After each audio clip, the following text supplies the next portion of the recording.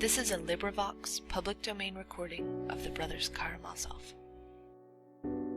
Chapter 2. He gets rid of his eldest son. You can easily imagine what a father such a man could be, and how he would bring up his children. His behavior as a father was exactly what might be expected. He completely abandoned the child of his marriage with Adelita Ivanovna, not from malice, nor because of his matrimonial grievances, but simply because he forgot him. While he was wearying everyone with his tears and complaints, and turning his house into a sink of debauchery, a faithful servant of the family, Grigory, took the 3-year-old Mitya into his care. If he hadn't looked after him, there would have been no one even to change the baby's little shirt. It happened, moreover, that the child's relations on his mother's side forgot him too at first. His grandfather was no longer living. His widow, Mitya's grandmother, had moved to Moscow and was seriously ill, while his daughters were married, so that Mitya remained for almost a whole year in old Grigory's charge, and lived with him in the servants' cottage. But if his father had remembered him, he could not indeed have been altogether unaware of his existence. He would have sent him back to the cottage, as the child would only have been in the way of his debaucheries. But a cousin of Mitya's mother, Pyotr Alexandrovich Musov, happened to return from Paris. He lived for many years afterwards abroad, but was at that time quite a young man, and distinguished among the Musovs as a man of enlightened ideas and of European culture, who had been in the capitals and abroad. Towards the end of his life he became a liberal of the type common in the 40s and 50s. In the course of his career he had come into contact with many of the most liberal men of his epoch, both in Russia and abroad.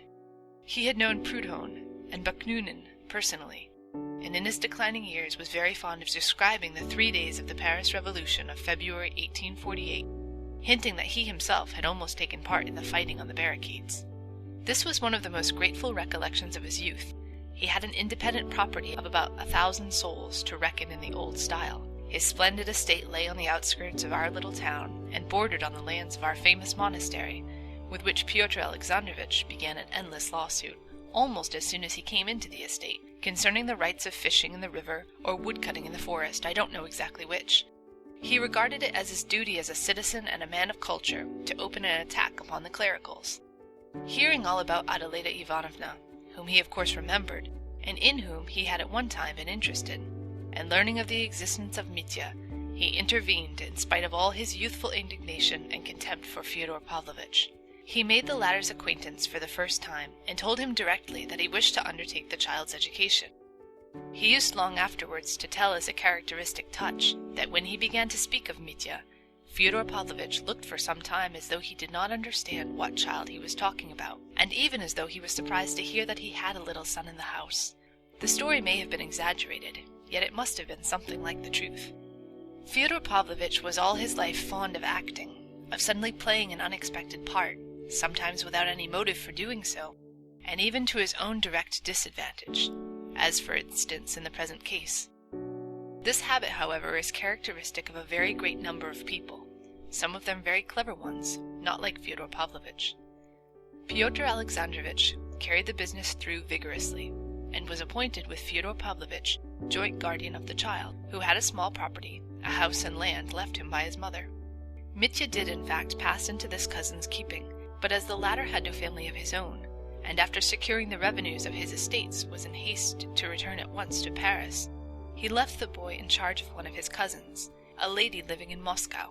It came to pass that settling permanently in Paris he too forgot the child, especially when the Revolution of February broke out, making an impression on his mind that he remembered all the rest of his life. The Moscow lady died, and Mitya passed into the care of one of her married daughters. I believe he changed his home a 4th time later on.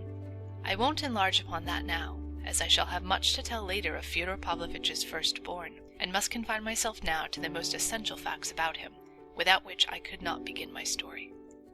In the first place, this Mitya, or rather Dmitri Fyodorovich, was the only one of Fyodor Pavlovich's 3 sons who grew up in the belief that he had property, and that he would be independent on coming of age. He spent an irregular boyhood and youth. He did not finish his studies at the gymnasium. He got into a military school, then went to the Caucasus, was promoted, fought a duel, and was degraded to the ranks, earned promotion again, led a wild life, and spent a good deal of money. He did not begin to receive any income from Fyodor Pavlovich until he came of age, and until then got into debt. He saw and knew his father, Fyodor Pavlovich, for the first time on coming of age, when he visited our neighborhood on purpose to settle with him about his property.